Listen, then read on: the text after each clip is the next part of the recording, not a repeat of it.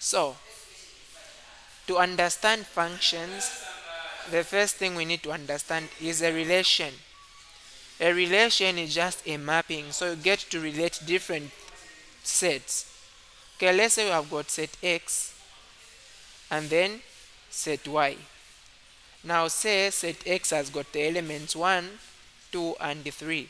Set Y has got the elements A, B and C, and then they go like this.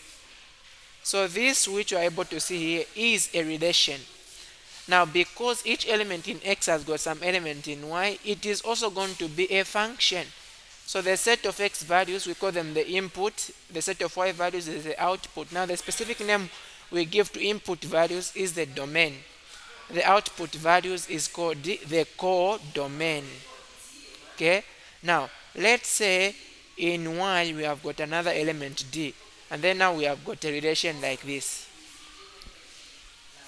Now for this relation, because you can see D, which is in the codomain, doesn't have anything from the input, this will still be a function. Okay, by definition this is a function even if D doesn't have anything paired with it. Now if I get to make it like this, you can see C and D are coming from the same X value. So you can't have the same X value going to two Y values. So therefore this is not a function by definition. It is just a relation, because you can't have two output values coming from the same input value. Okay, that makes it not to be a function. Now let's say we have got a 4 here, and then we have got this. Is this going to be a function or not? So when you get to look at this, 4 in the input doesn't have anything paired with it on the output. So this is not a function.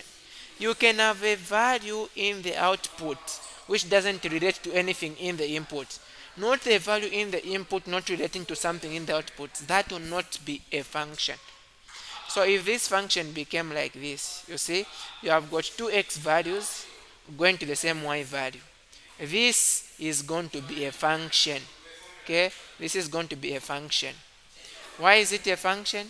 You can think of quadratics. You have got x squared is equal to y, meaning that you are going to have two x values for the same y value. That makes this to be a function. Okay, do we have questions on that? Are we good?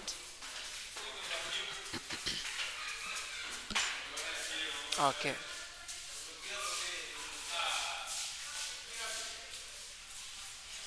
Now again, something that I should be able to mention is that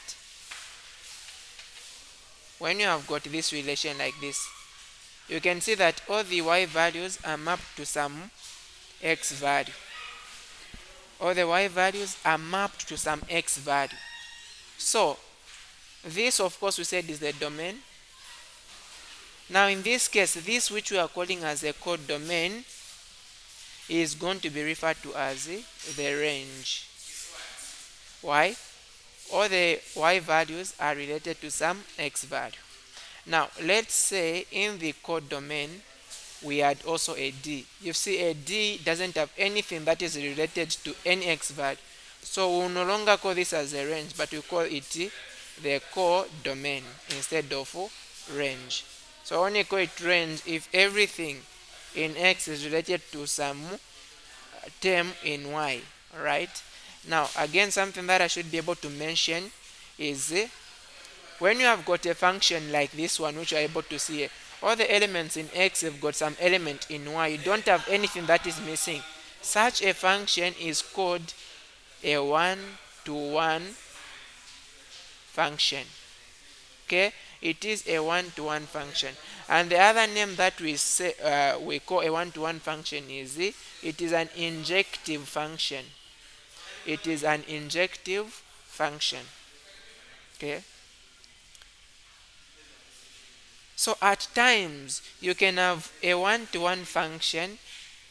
Let's say we have got a D here. This is still a one-to-one function even if D doesn't relate to anything. I hope we are getting that. Okay, it is still a one-to-one function even if you have got D which doesn't have anything that is pairing with the what? With the domain. Now let's say I've got x, you've got y, and then you have got 1, 2, 3, you have got, let's say, a, b, c. You have got a function, let's say, like this.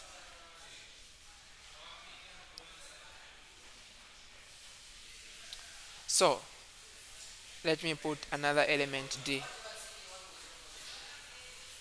So when we get to look at this function, because this element d doesn't pair with something, you can see it doesn't pair with something in x, right? The element d doesn't pair with anything in x.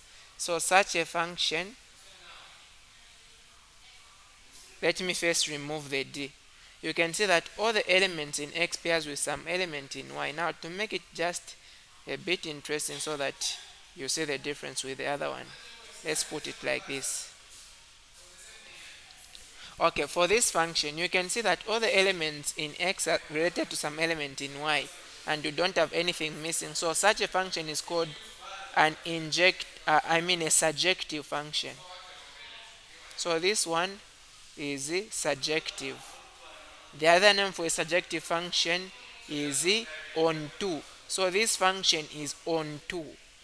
Okay, now if we introduce another element, let's say d here, you can see d is not paired up with anything in the other set. So then this function is not onto, or it is not surjective. So same with this function which you are able to see here. This element here is not paired up with anything on the other set, meaning that this function is not surjective, or it is not onto. So if I removed this d, because all the elements in y have been paired up, that function would now be onto, or it would be surjective. Okay, so the only difference is that when you're talking about surjective, all these elements should be paired to something. Immediately something is not paired, then it is not surjective. But it can either be a one-to-one function or a many-to-one, like that. Are we good? Are we good? All right. Now, how do you show that a function is one-to-one?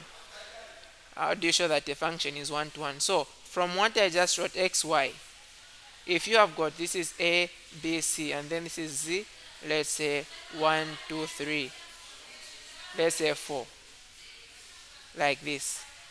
This function, this relation is going to be called a one-to-many, because you can see c is going to a lot, is going to 3 and 4. So this is called a one-to-many function, one-to-many. But if you have got, let's say, d and e, it goes like this. This is called a many-to-one. So a one-to-many relation is not a function. This we already said is not a function. It's just a relation one-to-many.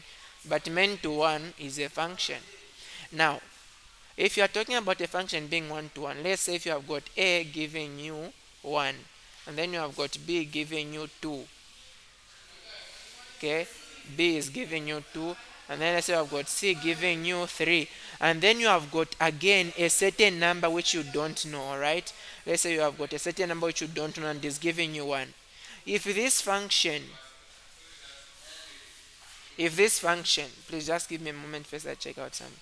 All right, so if this function I've written here is one-to-one, the only way we can have the result being 1 is the input should always be equal to a. Meaning that if we have got a result as 1 here, meaning that this x is going to be equal to a, because we have gotten the same result. Alright, so from here we derive a general expression to say if you have got a certain function f of x, and then you get a certain value a, you put in the function, it gives you, let's say you get a, you put in this function, let's say the answer that you are getting is a. Alright, and then you get, let's say you get now b. Okay, you get b, you put in this function, let's say the answer that you are getting is b, and then you find out that a, those two results, the a is equal to b. Okay, just like when you got a, you put in the function, you found 1.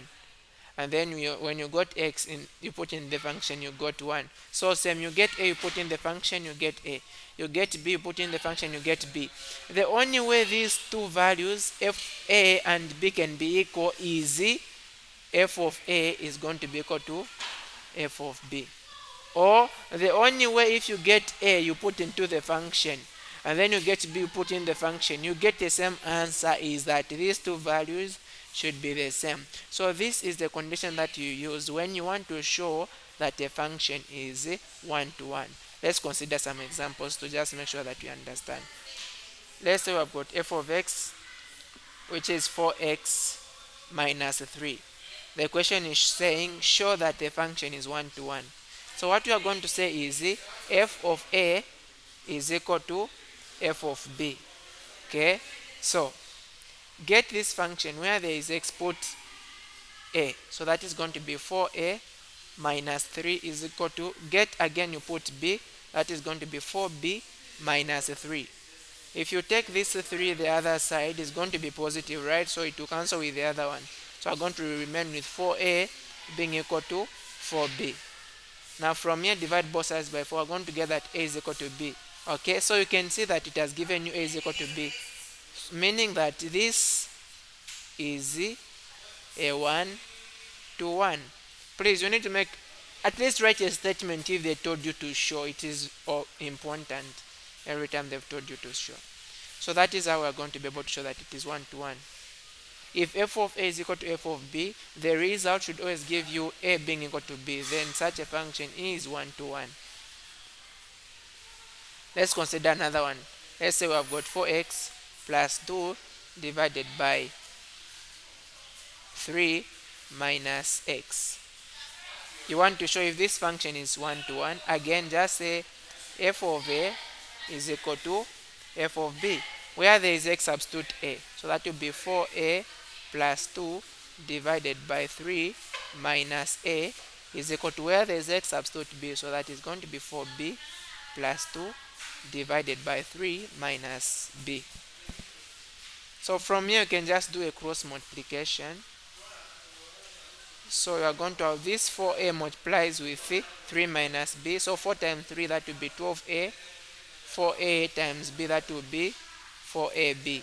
And then the 2 will multiply again with everything here.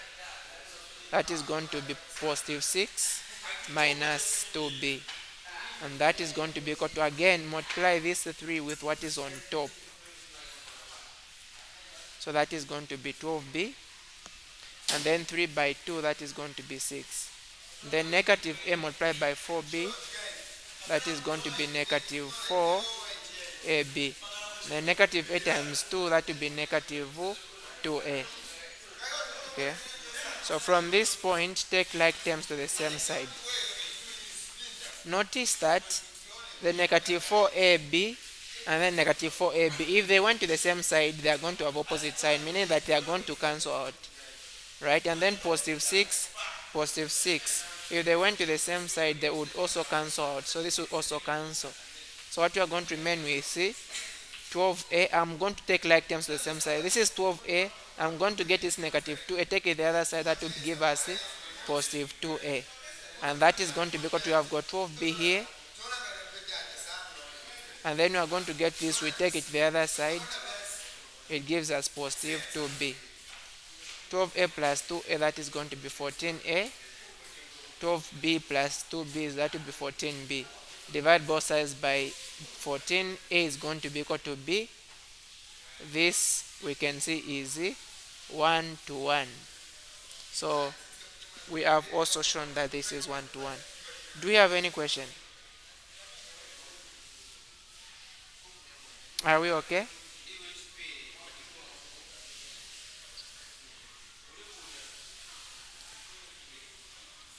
Okay, let's have a last example on this one. Let's say f of x is equal to 2x squared minus 1. You want to show if it is 1-to-1 or not.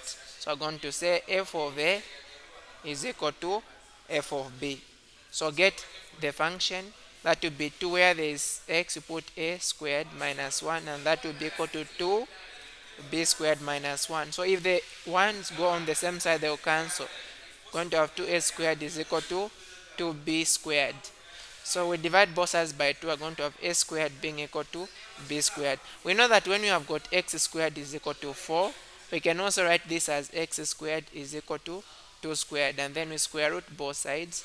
We are going to have x being equal to positive 2 or x being equal to negative 2. So same, if we square root both sides, we are going to have a being equal to negative b, first positive b, or a being equal to negative b. So this is not 1 to 1 because we are saying a, the same value of a is having two values of b. So that means that this function is not a 1 to 1 function. Are we clear? So every time you get a certain value having more than one value, then that is not 1 to 1. Are we good?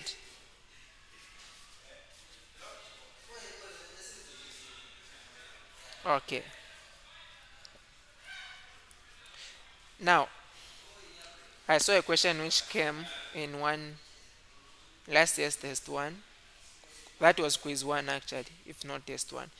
It was showing write the relation, the relation of the following. So a set was given, set A was given, which has got 1 comma 2, 2 comma 3, let's say 2 comma negative 1. Then we have got 3 comma 1. Then we have got let's say 0 comma 2. Okay, let's have the last one as 1 comma 3, like that. So this is a set. Now we want to write a relation considering x values and y values. So when you want to write this relation, if such a question came in the quiz or in the test, you have got x values, you have got y values. So let's first spot out the x values in this function. So you have got 1, you have got 2, you have got 2, you have got 3, you have got 0, you have got 1. So write them. One number, just write it once. Okay? So we are going to start with the smallest. For x values, the smallest we have is 0, followed by 1, and then 2, and then 3. And then you go to the y values. I've got 2, 3, negative 1, 1, 2, 3. So the smallest is negative 1, followed by 1, and then we have got 2, and then we have got 3, like that. Okay, so I can also put this like that, so that we write a nice relation. So you can see for the first coordinate is 1 comma 2, meaning that what we are going to have is this. The next one is 2 comma 3, what we are going to have is this. The next one is 2 comma negative 1, so what we are going to have is this. And then the next one is 3 comma 1, what we are also going to have 3 comma 1 actually. So what we are going to have is that. The next one is 0 comma 2, what we are going to have is this. The next one is 1 comma 3, so what we are going to have is this. So just make sure that you don't write the same value twice here or the same value twice here, because they are going to mark it wrong. So this is how you get to write a relation like this. Now remember we talked about a function being either injective or surjective. We said an injective function is a function that is 1 to 1, meaning that if you've got x values here, y values here, we've got 1, 2, 3, you have got a, b, c, d. Okay, you have got this. So this function here is injective. Okay, it is injective because it is 1 to 1. And then if we talk about surjective, let's say I've got 1, 2, 3, and then let's say I've got a, b, and then it goes like this. This function is surjective. Why? Because all the elements that we can see in the y are related to some value in the x. Now we have got a function which is called bijective. We know a surjective function is also called onto. So a function that is bijective should be both injective and surjective. meaning that apart from it being one to one, all the elements in the output should be related to some element in the input. So meaning that for a bijective function, if you've got 1, 2, 3, 4, A, B, C, D, all the elements should be related like this. You shouldn't have anything in the y which is not related to something in the x, and you shouldn't have more than one element going to the other element. It's just one. So such a function is bijective. Now I wanted to introduce this to us because you cannot find the inverse of a function that is not bijective, meaning that for quadratic functions you can't find the inverse of a quadratic function. For you to be able to find the inverse of a quadratic function, you need to restrict the domain. Now I'm going to talk about finding the inverse of a quadratic function, as we are going to discuss quadratic functions in the next class. So here let me just talk about how do we find the inverse of a function that is bijective. For example, I've got a function y which is equal to 2x minus 1. So to find, now this is not a function, let me write it in terms of a function. F of x is equal to 3x minus 1. So this is something that you already know. Just make y subject the formula where there's f of x, put y, that will be equal to 3x minus 1. Make x subject the formula. So take y the other side, you're going to have y plus 1 is equal to 3x. Divide both sides by 3, that will be y plus 1 over 3, that is going to be x. Therefore you can say f inverse of x is equal to, where there is y, you now put x plus 1 over 3. So that is going to be the inverse. Let's just consider one more example. If you have got f of x being equal to x plus 1 divided by 3 minus 2x, you want to find its inverse. Also make it equal to y, so y is going to be equal to x plus 1 divided by 3 minus 2x. Cross multiply, so we're going to have y multiplied by 3, and then minus 2 multiplied by 2x multiplied by y, that will be 2xy, that will be equal to x plus y. Everything that has got x, take them to the same side. So I'm going to take this term, the other side I'm going to get 1 and take it this side. So what we are going to have is 3y minus 1, that is going to be x plus 2xy. Now over the other side where we have got x, I'm going to factorize out x. We're going to have x, open brackets, 1 plus 2y. And then divide both sides by 1 plus 2y. Meaning that now x is the subject of the formula. We can now say f inverse of x is going to be equal to 3x minus 1 divided by 1 plus 2x. So that is the inverse of the function. Are we okay?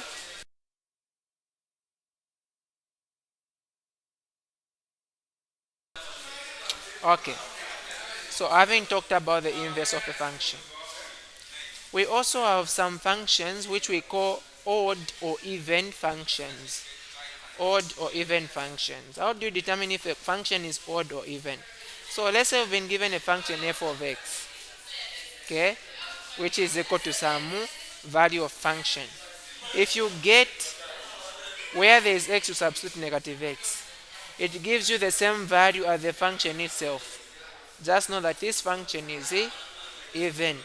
But if you get where there's x, you put negative x, and the answer that you get is the same as multiplying a negative with the function f of x, then this function is odd. So these are the two conditions. Now if you find that none of this is true, then such a function is neither odd nor even. Okay, so let's start to determine. Let's say we've been given a function f of x which is equal to 2x squared minus, let's say, 3. Now just from here, when you have got a number that doesn't have x, it means that x is raised to the power 0. Now Esther is 2 and 0. Which one is odd and which one is even?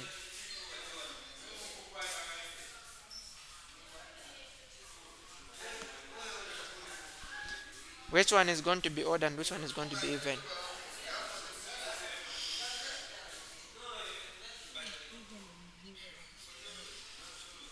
Okay, 0, 2, 4, 6, all those numbers are even numbers.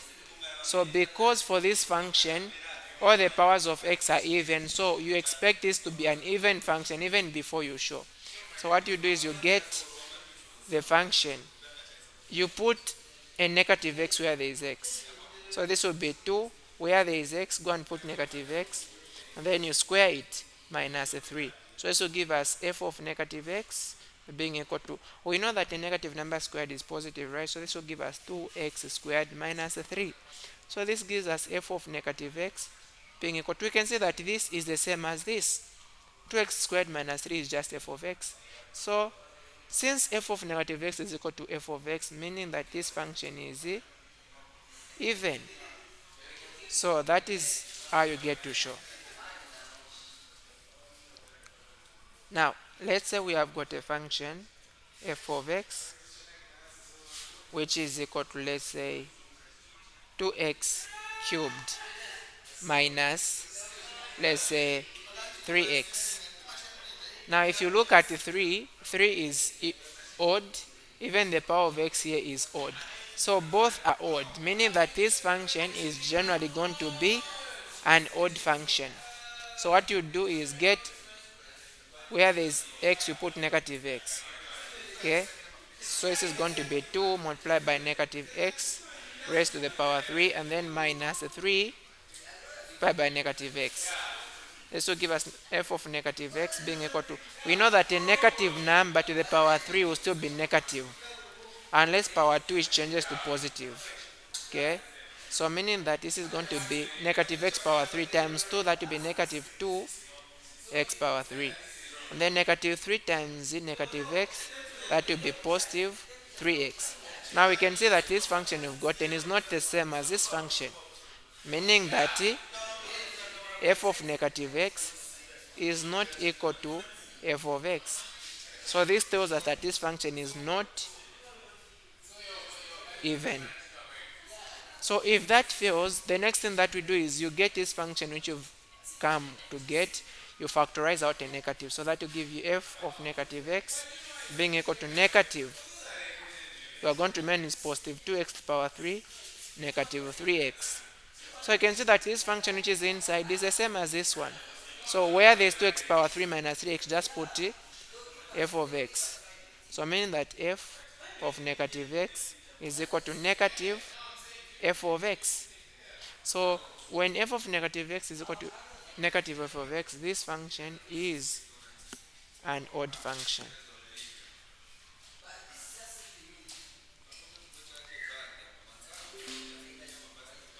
Okay, so this function is an odd function.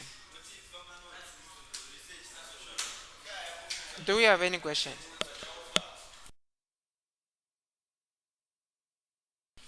Any question?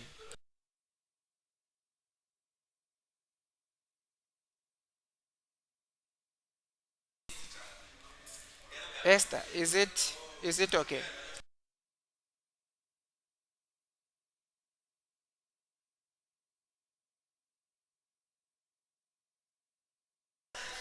Are we good?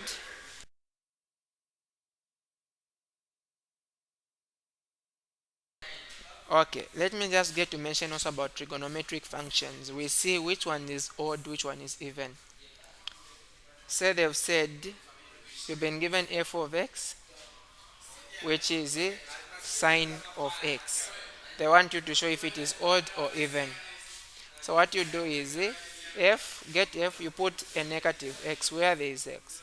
That will be equal to sine of negative x. Now we need to find sine of negative x. How do you do that?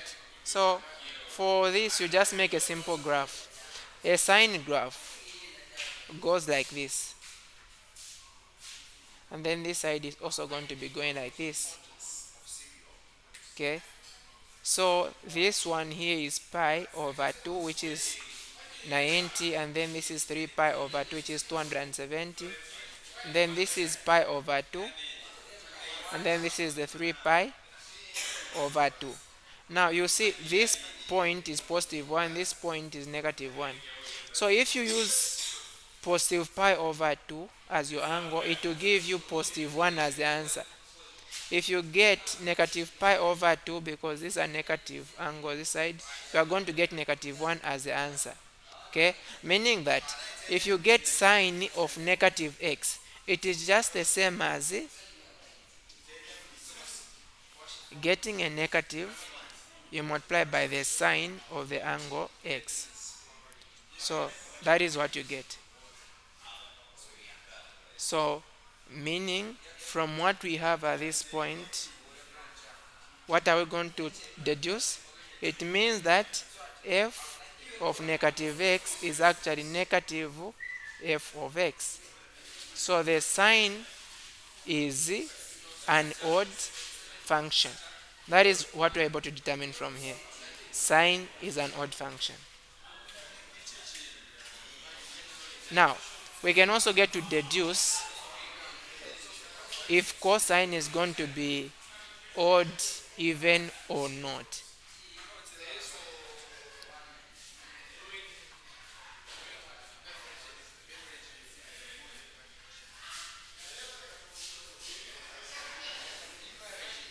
So let's get to try out the cosine of x. Now again, let's get a negative x. So this is going to be equal to cosine of negative x. Alright, so again, just need to know a bit of a sketch of a cosine graph. A cosine graph, of course, I'm going to teach this because these are part of functions. Starts from the maximum, it goes down, and then it goes like that. And then also this side, it is going to go down, it goes up, and then it goes like that. So this is negative 2 pi, which is negative 360, and then this is negative pi. This is positive pi, and then this is positive 2 pi. You can see this is positive 1 on top, this is negative 1 on top. If you use positive 2 pi, you are getting 1. If you use negative 2 pi, you are also getting 1. If you use negative pi, you are getting negative 1. If you use positive pi, you are also getting negative 1. Meaning that it doesn't matter whether you use a negative angle, a positive angle, you are going to get the same answer. Meaning that f of negative x is basically, so cosine of negative x is the same as cosine of positive x. Meaning that f of negative x is basically just the same as f of x. So such is an even function. So a cosine graph or a cosine function is an even function. Are we okay? Are we good?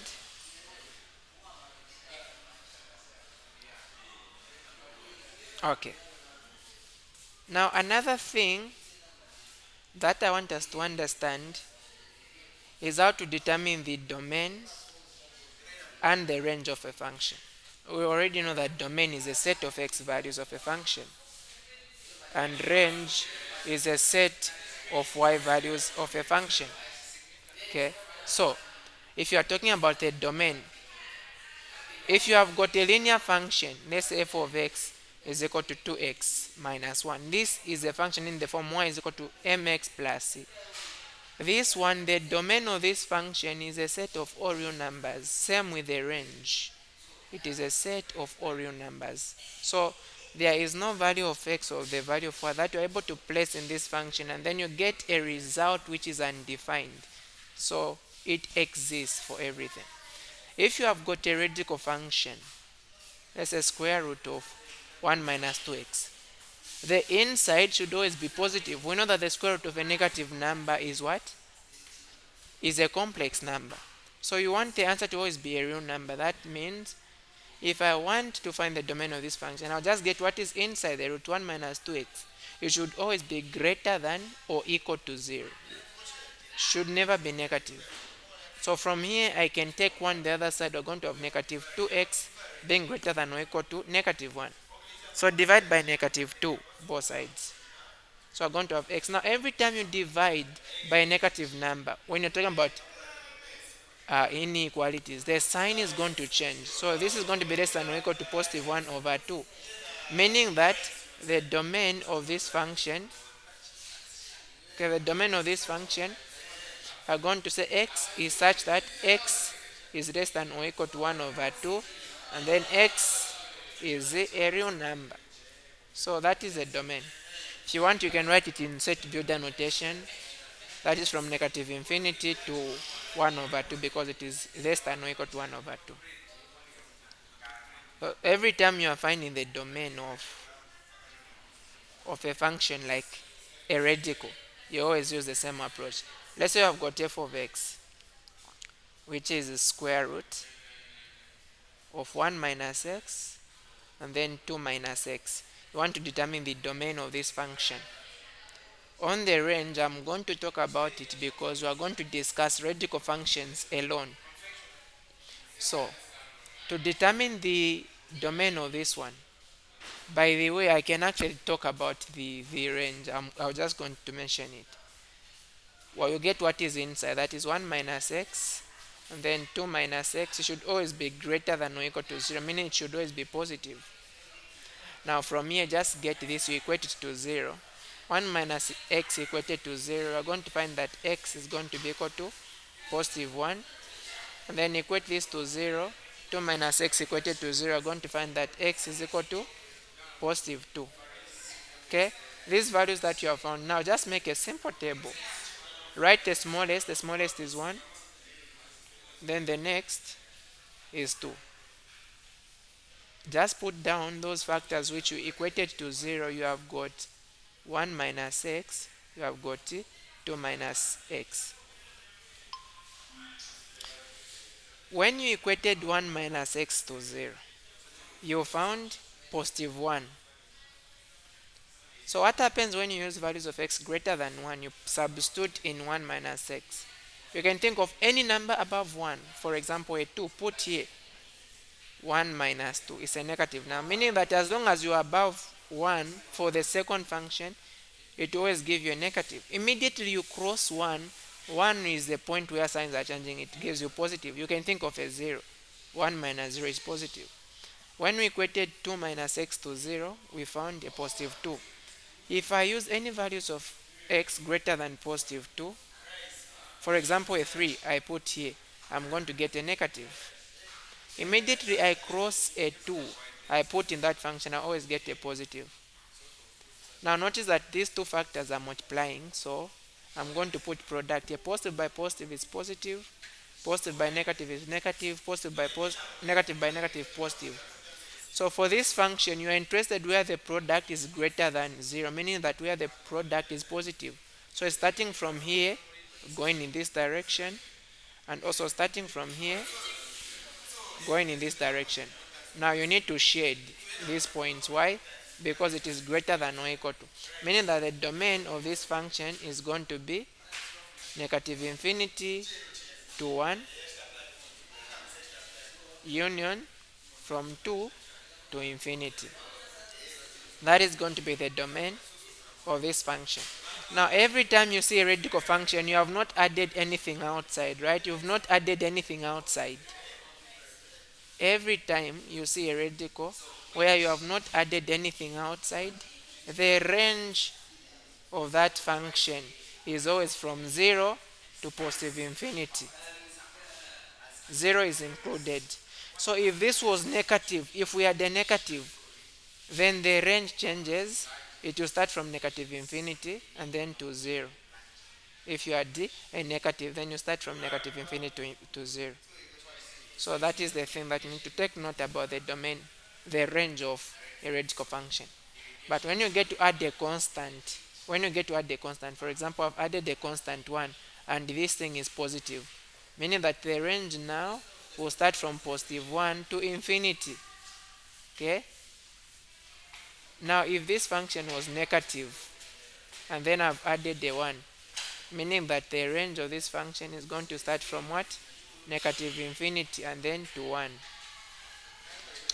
So very simple when it comes to finding the range of a radical. What of the domain of a rational function? Rational function is a function that is in form of a fraction. Just like radicals, we're also going to discuss rational functions alone. Let's say 4 divided by 2 minus x. So for a rational function, just make sure that the denominator is not equal to 0. Okay, so 2 minus x can't be equal to 0, meaning that x can't be equal to positive 2. So the domain of this function, you are going to say x is a member of real numbers such that x cannot be equal to a 2. It can be equal to anything but not 2. So that's the domain of this function. Now for the range, you just equate it to y. You find the inverse of this function. That inverse that you are going to get, you look at the denominator. The denominator cannot be equal to 0. That will give you the range. But there are some functions where you can't find the inverse. So in such a case, you are going to use some bit of advanced mathematics, that is just application of calculus. We are going to talk also about that when we are going to be discussing specifically on this topic. Let's say you have got f of x, which is 4 divided by x minus 1, x plus 2, okay, and then x minus 3. Now this I'm giving already the already factorized form just so that we might work with it easily.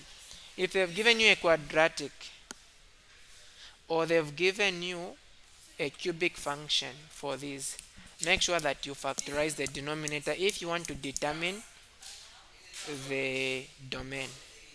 So in this case, to find the domain, I'll just equate the denominator to 0. So when I equate this value to 0, because it's already factorized, I'm going to get 1. If I equate this to 0, I'm going to get negative 2. If I equate this to 0, I'm going to get positive 3. Now just write it again, a number line. The smallest of this is negative 2, followed by positive 1, and then followed by a 3.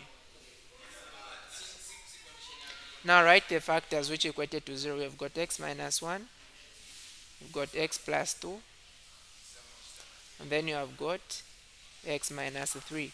Remember those three denominators, what is happening to them is they are multiplying. So you find the product. Remember when you equated x minus 1 to 0, you found positive 1. So what happens if you use any value of x greater than 1? Like a 2, you substitute here. 2 minus 1 is positive, meaning as long as you are greater than 1 to give us positive. When you just cross 1, it becomes negative. When you equated x plus 2 to 0, you found negative 2. What happens if you use any value of x greater than negative 2, for example a 0 or a 1 or a 3, you put here, it will be positive. Immediately you cross the negative 2, be negative.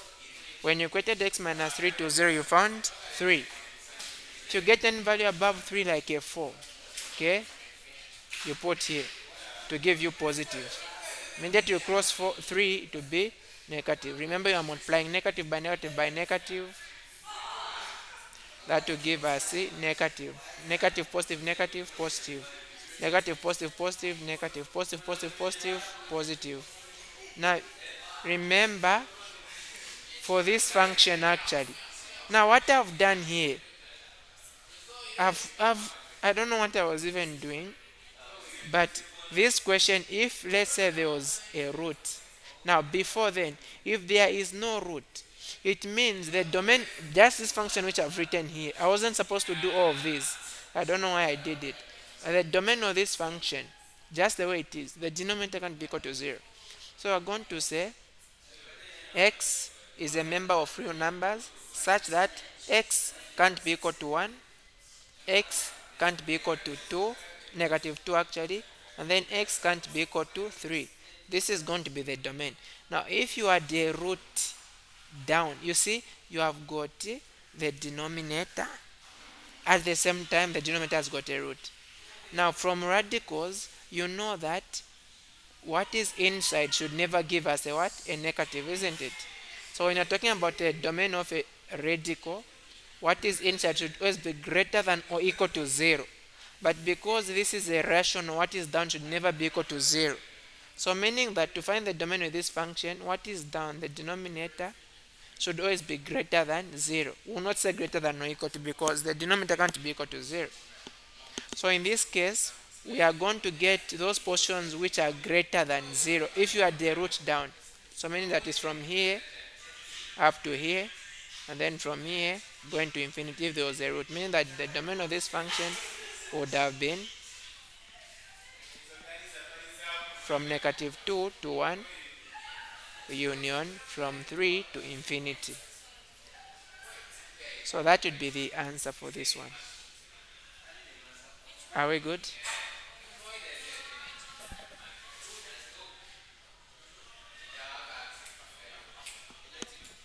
Okay. Now let me just get to mention the last thing and then we'll be done in this class. When you are talking about a composite function, let's say you have got f of x, which is equal to, let's say, 2x minus 3, and then you also have g of x, which is equal to, let's say, 2x minus 1 over, let's say, 3 minus x.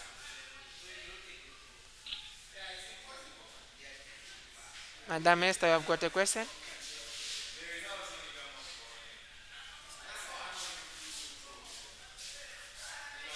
Okay. So let's say these are the two functions that we have. The first question says we find f of x. How can we find this? So f of x just means get f, you put it in f. So this is going to be 2. Now where there is x minus 3, where there is x in f, we are going to get again f we put there. So that will be 2x minus 3. Okay. Sorry, just a moment. I just lost connection. Okay. Give me just a moment. I get to look at the connection.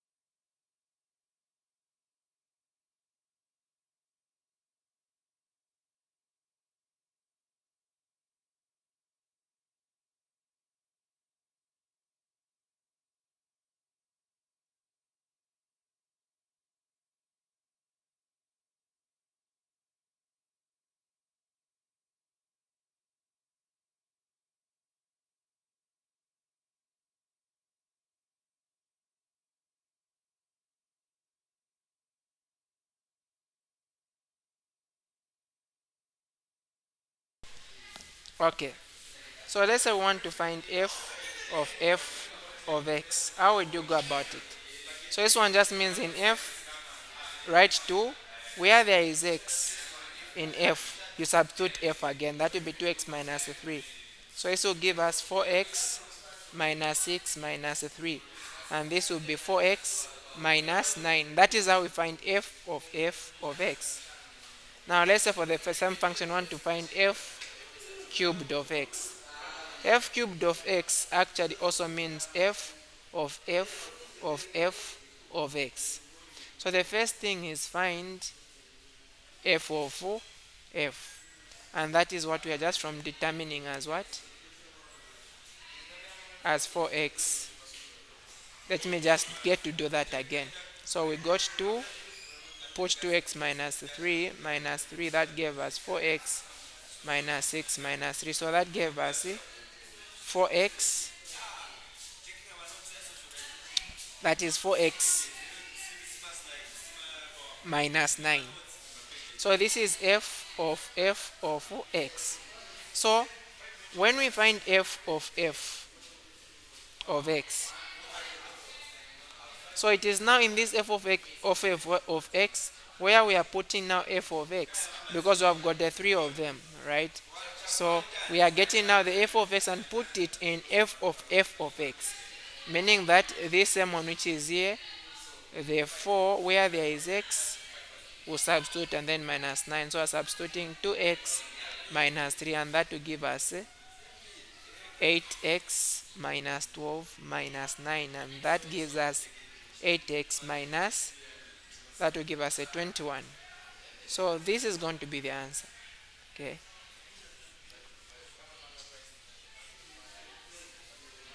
Let's say the next question is asking us to find f of g. Let me say we want to find f of g of 2. How would you go about it? So all we do is we are going to get 2, we put in g. The answer that we get now we put in f. Okay, so we're going to have f, which is 2. I'm going to put it like this, and then minus 3. That is the first thing here, and then I get g. Okay, I'm going to get g. Now we can see for g we have got 2x. Where there is x, I'll put just a bracket like that, minus 1 divided by 3 minus, where there is x, I'll again put that. Now where there is x in g, I'm going to substitute a 2. So I'll put 2 here, I'll put 2 here. So this is going to give us 2. 4 minus 1, that is a 3. Down 3 minus 2, that is a 1. Then minus 3. So this is going to give us 6 minus 3. So the answer is going to be 3. So that is easily how we're able to work out that. Now, let's say we have asked to find the domain of f of g of x. How do you get to find that? So the first thing is get g, you put it into f. So we're going to have 2, where there is x, we put 2x minus 1 divided by 3 minus x, then minus 3. So this is going to give us 4x minus 2 divided by 3 minus x minus 3. So this is the same as over 1. Okay, so do the multiplication. We multiply what is on top here with what is down. That is going to give us 4x minus 2. Get what is on top, we multiply with what is down. Negative 3 times negative 3, times 3, that will be negative 9. 3 times negative x, that will be positive 3x. And then divided by 3 minus x. So from here, I can come this side. What we're going to have is 4x, add like times 4x plus 3x. That is going to be 7x. Negative 2 minus 9, negative 11 over 3 minus x in the denominator like that. Okay. So from here now, we need to find the domain of this denominator. We know that 3 minus x should not be equal to 0, meaning that x should not be equal to 3. So therefore the domain of this function, x is a member, can't be equal to 3, and then x is a member of real numbers. So that is going to be the domain. Now when you get to find that, you also need to look at the function which you are putting into the other one. Okay, it is g of x which you are putting into the other one. Also find this domain. It shouldn't be included in the domain of f of g. Now because it is the same denominator, so the answer would still be the same. Let me just alter something so that we see how things are going to be able to change. So say we have got 2x minus 3 over, let me say 2x. Now we want to find the domain of f of g of x. How can you go about it? So this is going to be 2. Where there is x, we are going to put g, which is 2x minus 1 divided by 3 minus x, and then minus let me say 3. Where there is x again, I'm going to put, okay, we have got 3 divided by 2. Now where there is x, we are going to put 2x minus 1 divided by 3 minus x. So we need to simplify this. So I can say that this denominator is the same as this. So if we get to multiply, anyway, it's supposed to square. But we can just work it out like this. We can as well say this, everything of this over 1. Meaning that I'll get this, I'll multiply with this which is down. Now instead of me doing that, let me leave it like this. And then say 2 times the 2x on top, that will be 4x. 2 times negative 1, that will be negative 2 over 3 minus x. Then I've got minus 3 over, we'll get multiplied down, we're going to have 4x minus 2 over 3 minus x. Now when you have got a over b over c, you can as well write this as a divided by b over c, which gives us a times c over b. So meaning that I can just get what is in the very denominator and multiply with what is on top. So I'll get this and multiply with what is on top, which is the 3. So what we are going to have is 4x minus 2 divided by 3 minus x, then minus this negative 3. This sign is for the 3. So that is negative 3 multiplied by 3 down to be 9. And then negative 3 multiplied by negative x, that will be positive 3x. And then over, this is going to be the denominator, which is 4x minus 2. We are continuing to merge this as a single fraction. So I'm going to multiply this with what is down, multiply this with what is down.